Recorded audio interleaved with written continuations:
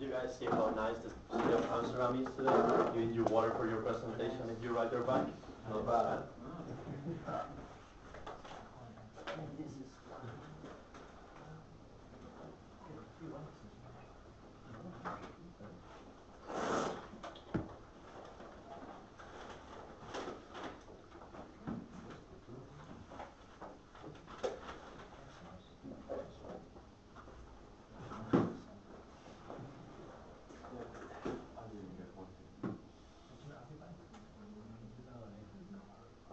That was it.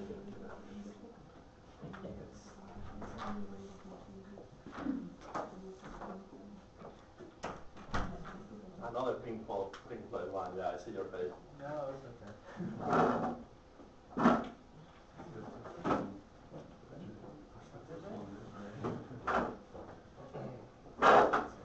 I'm Rick. Just a minute because we're waiting for Rick, I believe.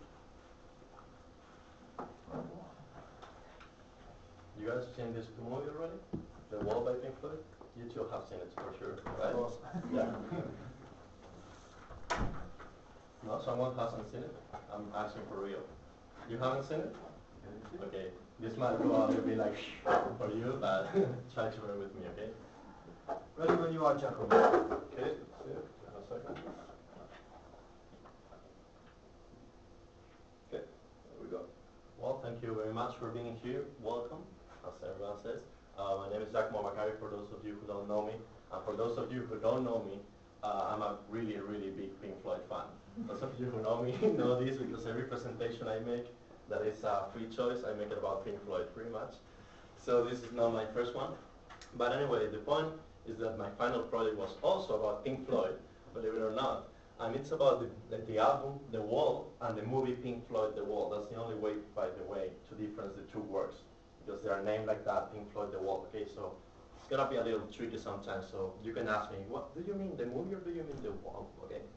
But anyway, my final project is about The Wall and Pink Floyd, The Wall, because I've listened to this album, say, I don't know, 300 to 500 times. Don't even ask me about The Dark Side of the Moon, because it's over 1,000 times, okay? But Pink Floyd, The Wall, I've seen it like 50 times or something like that in about 5 years. And the thing is, I noticed that these two works are really related, not only in the name, not only in the story, not only, you know, you name it. But I noticed that there's something really weird about them, and it is that basically they're two faces of the same coin, in the sense that I believe that they are one work of art, and they are just two expressions of the same work of art. And that's why I call it a duos viso unus res, which is a Latin expression that I coined myself, which means two faces, one being. So two faces of one same being, meaning that it's only one work of art, right? But anyway, obviously this is like a really big thing to say, and I need proof to be able to say, well, this is how it is. But I kind of have this proof, because Nick Mason, Pink Floyd's drummer, wrote in his book in 2004 about the band Pink Floyd, that Roger Waters, basically the person who wrote the whole concept of The Wall, and also their best player, developed the outline for a show based around the concept of an audience both physically and mentally separated from the idols by means of a wall. Actually, this is pretty funny, because the story is that he spat on a fan that was pretty rapid and stuff, so he wanted to be separated from his fans. But anyway, the point is that the wall as a piece represents a large amount of material, which is true, because they made a record, they made concerts, which are pretty impressive. If you can get a hold of these concerts, they're really impressive. They actually build the wall and throw it on top of the people after they are done with it. And a movie. And this was Roger's intention from the outset. So we've established that it's not a mistake, it's not a coincidence that there's a The Wall album and a Pink Floyd The Wall movie. They wanted this to happen. So from now on, we can assume that the differences or similarities are intentional. They are not coincidences anymore. So in fact, what happened is that Pink Floyd released the album The Wall in 1979, and their live concert came next year, only 15 live concerts, by the way, because it was too expensive to build the wall and throw it down every time. And Pink Floyd The Wall, the movie, came in 1982 by hands of Alan Parker, who was the director. and Universal Studios. The musical, by the way, is being produced right now, but we don't know when it's going to be finished, but I'll be there for sure.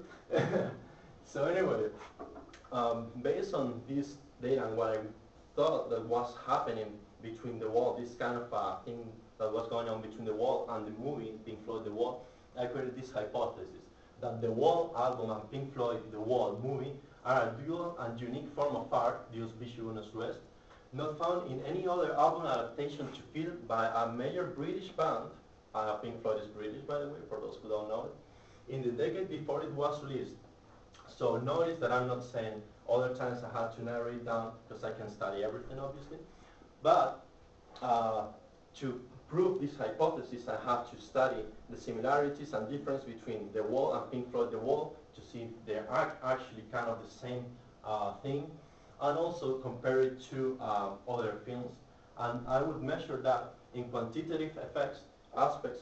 So for example, lines of lyrics, textual lines, cinematic time used, you name it, number of songs, and so on and so forth. And I wouldn't allow a 10% deviation in any of these measurable aspects. That's just simply a percentage that I set out to prove by myself, and thinking that if it's more than 10%, intent is probably not the same work of art anymore, right? It's just a kind of random figure, but there's a thinking behind it. And then in qualitative aspects, that no more major changes in storyline or content can occur, because then it's a different story, and it's a different work of art, obviously. So, starting here, I had to select a few films to be able to assess if indeed this was a unique thing, if it happened only with The Wall and Pink Floyd The Wall. So I set out to select works, film adaptations from albums by British bands. In the 70s and 80s rock opera revolution, all of these works are going to be rock operas. The Wall is definitely a rock opera. And they have to be a successful adaptation. And this is a tricky point, because one might argue that there's someone hidden in their basement with an amazing album, a rock opera, and an amazing movie that is totally the same. It's a Dios Bicho Unos Rest.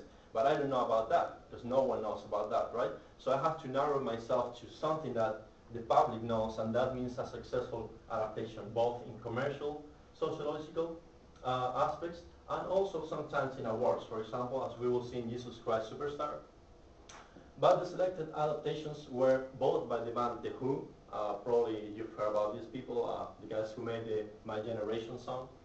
And both of their most famous works, Tommy and Quadrophenia. The album was released in 1969 for Tommy, and the movie in 1975. And Quadrophenia, 1973 for the album, 1979 for the movie. And I had a close runner, which was Jesus Christ Superstar. Most people don't know that Jesus Christ Superstar was an album before a musical and before a movie. It's pretty weird, because usually how it goes is a musical, then a movie, and then you get a soundtrack, right? Well, in this case, John Weber actually made an album, and Tim Rice, for Jesus Christ Superstar, and then it became a musical, and then it became a movie. But the thing is that it's not a British band. It's a British writer and a British composer, but it's not a British band, so it doesn't count anymore. But it was pretty close, actually. So anyway, how do you compare two different works of art, as for example a film and an album? Well, in this case, what I did was compare them structurally with this graphic, which by the way was pretty surprising when I actually finished it. My Photoshop skills are not the best in the world, as you can see. But I discovered several things. Basically, this part up here, this is the album, and this is the film. The film is 16 minutes longer than the album, and these are the songs in the album, and these are the songs in the film. Okay? So basically, the lines you see, these points here, well, this is the narrative. It's a graphic representation of the narrative in both works. I'm comparing the narrative, the songs, the number of songs, the timing, and much more. For example, 1 pixel is 1 second of time in this image. Okay? So, let me just explain. Basically, we see here, we're going to see now that there's a few added songs to the movie and a few removed songs from the album. So in those places, to be able to compare structurally, I had to remove that time to be able to compare. But what I found here, and we'll come back to this, well, first let me explain the colors. Because yellow color here, this red color, and this blue color explains the narrative of the album and the film. And it's one of the similarities that I found out, that pretty much the narrative is exactly the same, in the sense that this imaginary part here, that means that the song is going on the character's mind, is not happening for real in the story. You can see it here and here. The same happens with this flashback. This is something that is happening for real in the story, but it's a flashback. It's happening in the past. And the same thing, you can find it here, and so on and so forth with everything, until you get to the real part of the story, the time that is happening in real time, after in the flesh. And it happens at the same time exactly too. And the same thing with the last imaginary part and the trial in his own head, and so on and so forth. But what I found out here, which is very interesting, is that there's some anchorage points right there, those letters there. And anchorage points are defined as songs where in one word from the other, when you compare it and you put them like structurally like that, there's only 30 seconds in difference, which is pretty amazing because there's songs in the middle of those that don't appear in one word and they appear in the other. So they seem to be different, but despite the differences, they achieve to pretty much make the same structure. I'm afraid I don't have time to go over this, but it is in the paper explained better. But basically, just for now, go with me on believing that there's certain anchorage points where the both words, no matter how much different they get sometimes, they come together again, right? So, as I said, there's some added content, and I have to measure all this added content, removed content to validate my hypothesis. And in this case, there's only 3 songs that are added to the movie from the album, which are The Little Boy That Santa Claus Forgot and When the Tigers Broke Free, Part 1 and 2, basically just to explain how things, the movie's hero, father died. But there's also, the added content basically amounts to 7 minutes 29 seconds, which is some time, but still only 7.6% of the film's duration. So it still remains under the 10%. But you'll see that there's also some removed content, namely Hey Jude, which is a very iconic song by Pink Floyd, by the way, and The Show Must Go On. And this removed content accounts for 6 minutes 16 seconds, so 7.7% of the album percentage. And if you could get the movie and create a hypothetical version that contained all the songs, it would be a 6.1%.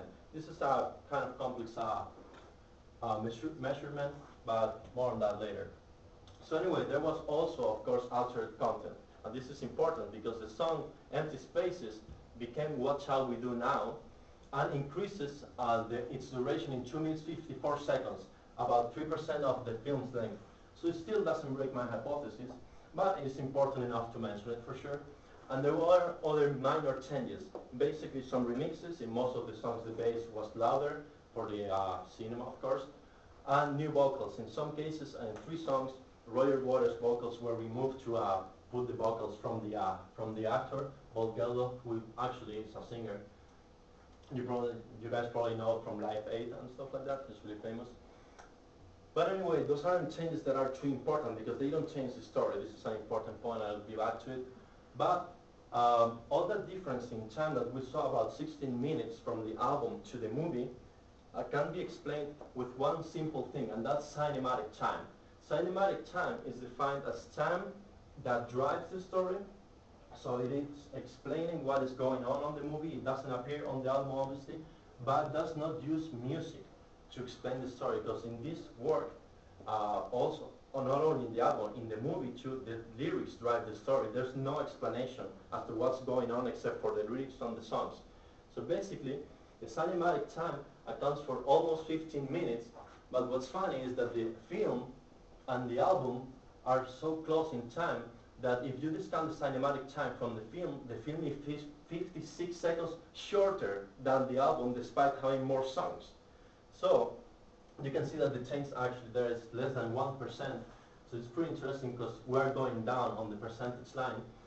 But if we're saying that lyrics are driving the story, it's important to know how much they change. And they actually don't too much, because there's 43 lines in total added to the movie from the album. That means that there are lyrics that are not present in the album. So as you can see, it's pretty much songs that have changed from the album. And it's only 10% of the lyrics of the total lines in the album which is funny, by the way. This is scientific rounding up, so it's actually 10.09%, by the way. So it's still 10%. It doesn't break my hypothesis. But as you will see, there's also removed lines by the disappearance of several songs and 3 lines that were removed from empty space. So 39 lines disappeared, 9.1% of the album's lines. So the total is pretty funny because the total change is less than 1%. So it still doesn't invalidate my hypothesis. And the total lines in the album are 424 and in the film 428. So obviously, if there's cinematic time, so there's scenes that are not in the album and that are driving the story, we can expect some lines to appear in these scenes. And indeed, they appear, but they don't really drive the story. They're just more like comments and pretty much, actually pre-offensive words, pretty much. But yeah, we have some. And as you can see, in the whole film, there's only 21 textual lines. Just for information purposes, I thought that about 10% of textual lines over musical lines would start changing the story. But there's 428 musical lines of lyrics. So there's only a 4.7% difference in the number of lines. So it's still not really changing the story at all. Pretty much it's just background noise. But I was pretty picky at choosing all like I got all the textual lines. I didn't forget anything because you couldn't hear it. No, I was really excited about this. So anyway, going back into the different other movies that I had to assess to give validity to my study, as I said, we have Tommy and Quadrophenia, both by The Who. And the funny thing is that Tommy is more of a faithful rendition to its album, album adaptation, than the Wall in certain aspects, like quantitative aspects, except for the 33% added duration in music, which breaks my hypothesis if this was the Wall, but it doesn't because it's not. But it only has 2 lines of text, only actually saying come to me and goodbye at the end or hello or something like that. But there's 9 additional songs. So that breaks, makes Tommy more different from its album to the film that the Wall was in quantitative aspects. But the qualitative change is way more important because in the Wall there's no qualitative changes pretty much. Nothing that changes the story. But there's a really important change here, and it is that songs are signed by their characters in the movie. The difference is that in the album only 2 people sang, the singers from The Who. So all the characters, and we're talking about 20, 30 characters, they have the same voice, which makes it a little complex to understand what's going on. But in Tommy, in the movie, there's a cast of guests by basically Elton John, Tina Turner, Eric Clapton, for example. They play specific characters. So there's a complete change because now we actually have characters, and this is changing the experience. Now it's, instead of being a music film like The Wall is, basically just film projected over a soundtrack, now it's a musical because we have characters and we have people singing these things, right? So that qualitative change totally disqualifies Tommy as a good adaptation from album to film. But for Quadrophenia, it's even worse because now we have a lot of quantitative changes, 7 songs removed and 2 songs added, but the qualitative changes are even more important. There's songs by other artists, the music is in the background, so it's not driving the story. There's not even a single moment where you can watch the movie Quadrophenia and say, oh, if I didn't listen to this song, I wouldn't know what's going on. That doesn't happen because they're always talking. It's actually a film with a soundtrack by The Who. And it's just kind of based on the story in the album. So music does not drive the story. And this is a very important point, and that separates Quadrophenia as an adaptation from The Wall and Pink Floyd The Wall as an adaptation because it doesn't follow the same story anymore. So in conclusion, Pink Floyd is indeed, as I set out to prove, or at least how I've proven it, the most faithful of all album to film adaptations from 1971 to 1981 by a major British band, stays as I set out to prove, within 10% change in all measurable aspects, textual lines, length, musical length, cinematic time, and so on and so forth. And there's no major qualitative changes. So hopefully my hypothesis is valid. But to further prove it or disprove it, as the case might be, there's some future research that I would personally love to see. And basically it's some of it would be an in-depth analysis of Chaumian quadrophenia, because it basically escaped the scope of my research. That's too much to explore so many works in such a small length of a work. Better systems to measure qualitative differences, of course, because there's just not a way to measure these qualitative differences. Like, how much does it change your experience that characters are singing it, or the singers are singing the songs in quadro and in Chaumian, for example? It's just hard to measure. Also, an examination of musical and poetic devices. So, for example, when there's a repetition of a musical motif or a similar poetic device used in one part of one work and another part of the other work, a better cross-examination of all these things would help. And a wider spectrum of comparisons, of course. So not only limit ourselves to, say, 1971 to 1981, but, for example, our British bands, let's say also we include Genesis, or we include Queen, or I don't know, a number of, or the Beatles, for example. They have so many movies.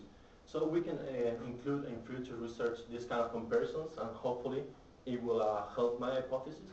Or maybe not, but that's science. So that's it. Thank you very much for listening, and I hope you enjoyed it.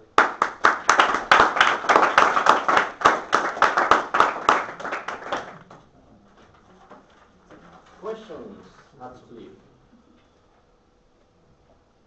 Questions from the audience?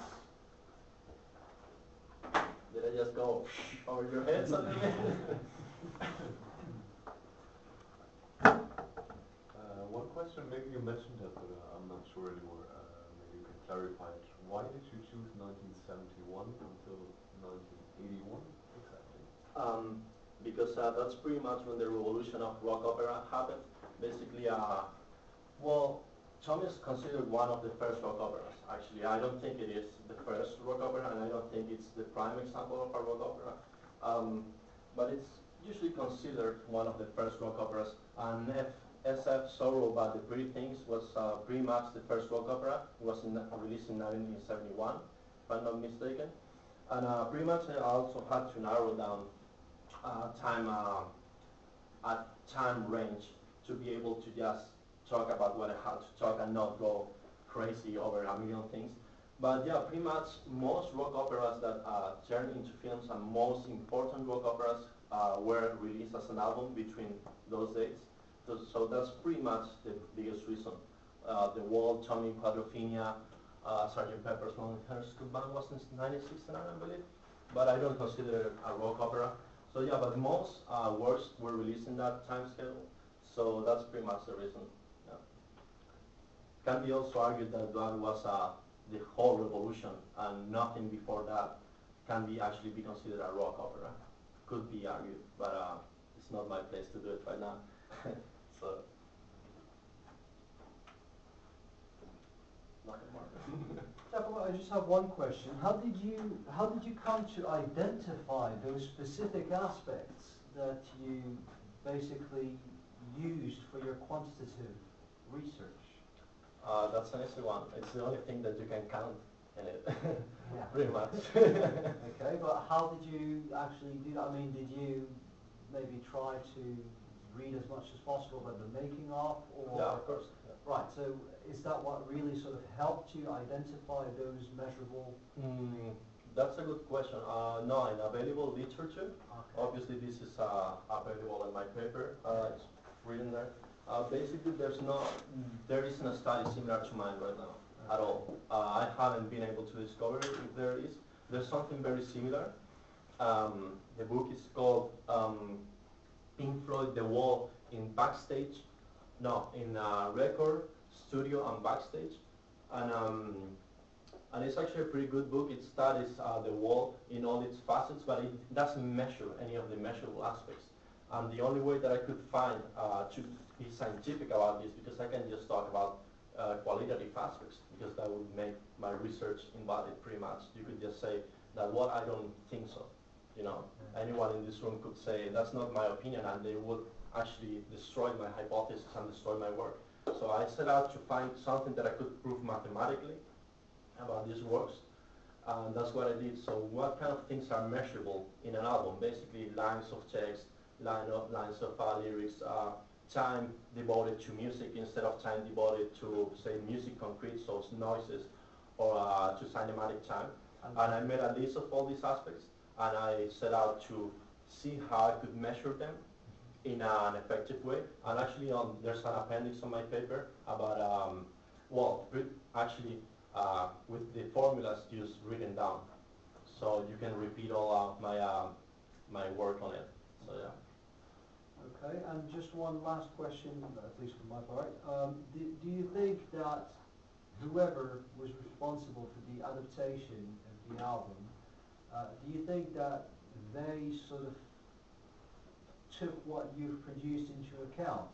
Is that a possibility, or is that just a pure coincidence? That I believe that they did it on purpose. I couldn't talk about it right now, but we know it is a fact, stated fact in most of the available literature about this, that there was a script written before the album was, before work on the album started. Most of the team working on the production of both works, and we're talking an album that was produced 4 years before release, 4 years before the movie. There was already a script for the album, and as I showed, Roger Waters wanted a movie from the beginning. So pretty much what I think is that they had it in mind all along. I think they had it in mind, and it is a fact that there was a script with scenes worked out on it a la cinema, so to speak, but they didn't even have the music yet. So I'm pretty sure, at least that's my idea, and that's why I set out to study this, that they did it on purpose, and that's why I wanted to study it, because as a producer I want to know what they were thinking, so I can learn to think that way too. So that's what I wanted to do, and my opinion is that they did know what they were doing, and it was not a mistake or a coincidence, and that's what I tried to prove. So, that's it. Okay. I know it seems a very narrow hypothesis, as you said yourself. Mm-hmm.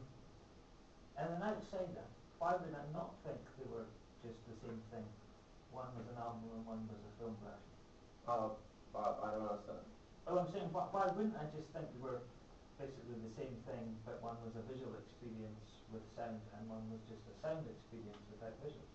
Mm-hmm. Well, that's another aspect of why I started this study. What I thought at first is that pretty much they just made the album thinking that they were going to put images to it, and there's a section on my paper talking about the difference between music films, video clips, for example, and so on and so forth, musical adaptations turned into a film, to differentiate this aspect.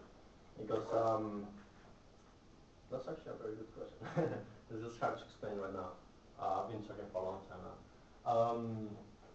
Yeah, well, basically, you could say that, yeah, it's a video clip in a way. You know, that they just made an album and they just put images to it. But what doesn't make sense is that they made such a good work with it, because video clips are not really made to drive a storyline coherently. I talk about this on the paper, and they did it here. They actually made an album that made so much sense that they could turn it into a film and make it work. You know, like for example, if you take Elvis Presley's King Creole, and you don't see the movie, the same happens with Quadrophenia, by the way, you say, oh, it's just a bunch of songs put together, right? And then you see the movie, and then you say, oh, it made sense, because the film explains the story, but that doesn't happen with The Wall, and that's what I wanted to prove. The Wall tells you a story, and you hear it, and you understand it, and then you see the movie, and you are like, oh, you know, it is a movie too, you know, so that's the difference. That's what I meant with two faces, one being, you know, because it makes perfect sense. It's not like they just kind of made a video clip of it and made it into a movie. You know, it's not like the Beatles, for example, or Elvis Presley. It seems like it was all thought out from the beginning. So that's what I wanted to see. Thank you.